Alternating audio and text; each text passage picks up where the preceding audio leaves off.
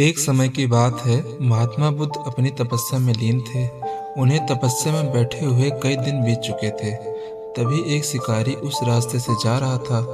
उस शिकारी ने महात्मा बुद्ध को पहचान लिया।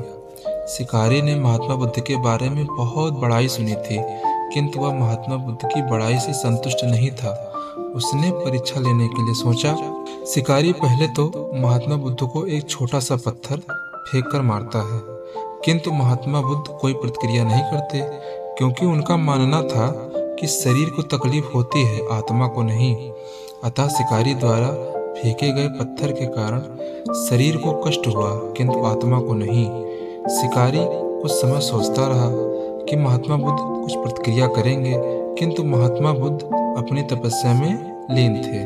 उन्होंने कोई प्रतिक्रिया नहीं की। पुनः शिकारी ने पत्थर फेंका।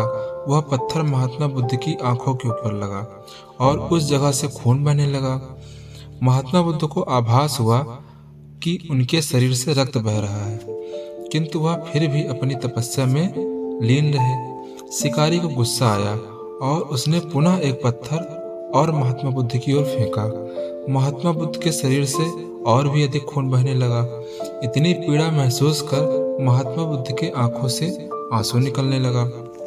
शिकारी ने महात्मा बुद्ध के पास जाकर पूछा, आपको जब मैंने पत्थर मारा तो आपने कोई प्रतिक्रिया नहीं दी। महात्मा बुद्ध ने बड़ी ही सरलता से कहा, क्योंकि हमारे शरीर को कष्ट हुआ है, मेरे मन मस्तिष्क को नहीं। शिकारी अचंभित रह गया।